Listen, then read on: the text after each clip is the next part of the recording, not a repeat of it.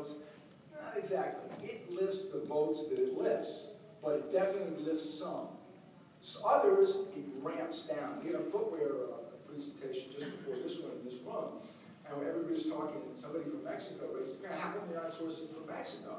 The reason is simple. When we negotiated the NAFTA, we had a terribly restrictive rule on footwear.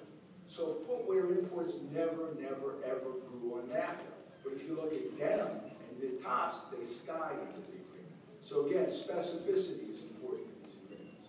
Now, this represents change. We have an opportunity in the ASEAN. ASEAN's included and is a focal point for soft goods of Vietnam and Malaysia in the TPP negotiations. So how will it change? How will it change? The countries, it's 12 countries, Mexico and Canada have joined as well.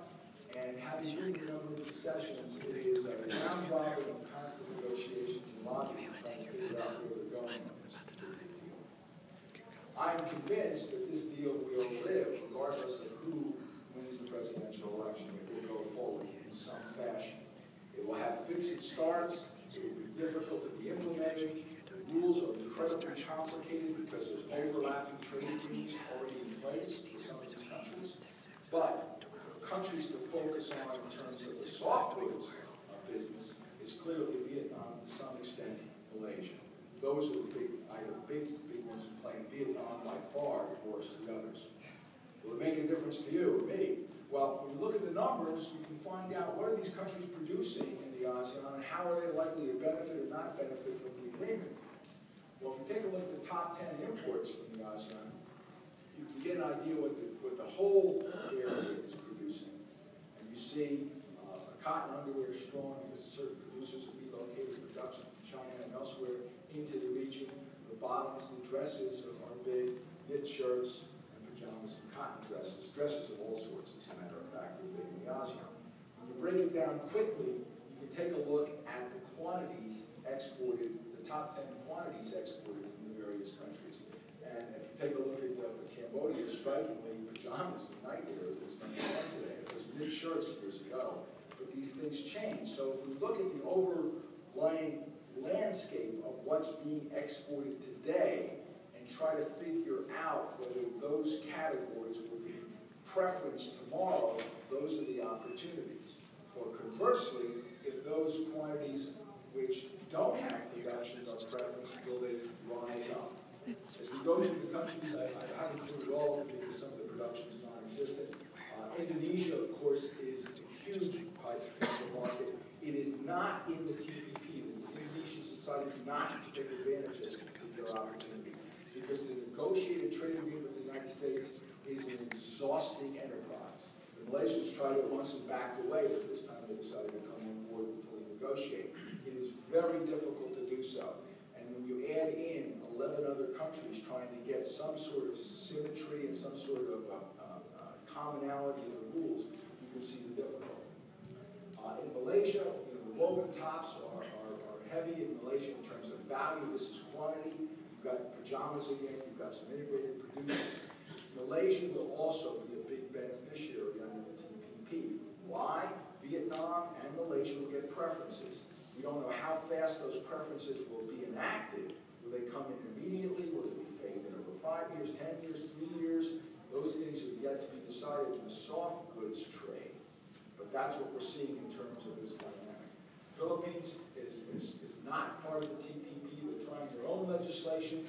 I think it's going to be a difficult road, but they're trying very hard to get on to some sort of preference to keep their business alive. The women's wear business has done well. The slacks business has done well in terms of what they're doing. Thailand is also not part of the agreement because the political situation in Thailand made it not likely that they would be a first-tier partner in the TPP.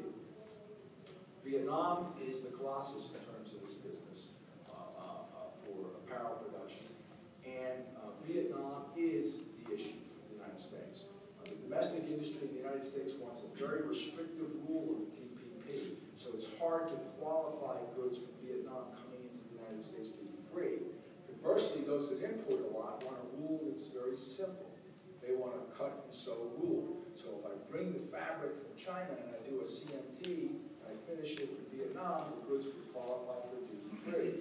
The U.S. almost never provides that sort of rule. There are certain exceptions, Jordan, Israel, and sub-Saharan Africa, and Haiti. But by and large, the United States does not move in that direction. Generally, it will be a yarn-forward rule, where the yarn has to be made within the TPP countries. That doesn't mean China. The fabric has to be made there and finished in there, and the garments have to be made there. So you've got a very strict rule of origin. And where within the TPP are we going to get the yarns and the fabric? Vietnam doesn't have enough of that. And from the Vietnamese perspective, it seems quite unfair to have a robust trade agreement and take one of the most important exports they have and automatically exclude it. That's the dynamic that we're going to have in those negotiations. What typically happens as a result of yarn-forward negotiations with the United States is there are exceptions, and the exceptions are the ones where there's immense possibility for growth. You can look at old trade agreements and look back and forth and see certain fine cotton goods are exempted, certain woven tops, certain bottoms are exempted, where there's wool products sometimes. There are opportunities where there will be growth and there will be some flexibility. We don't know the final contours of that flexibility because the negotiators are working and trying to come up with flexibilities which make some sense in negotiations. Now, the chart that we showed before does show the ASEAN, but I broke it down differently. I have ASEAN 1 and ASEAN 2. ASEAN 2 is Malaysia and Vietnam because they're the beneficiaries of any trade agreement. And you can see, when you take Vietnam and add Malaysia into it, it's significant. It's already ahead of the NAFTA. Just that piece will challenge the CAFTA in South Asia. So it is significant. When you look at the ASEAN as a whole, obviously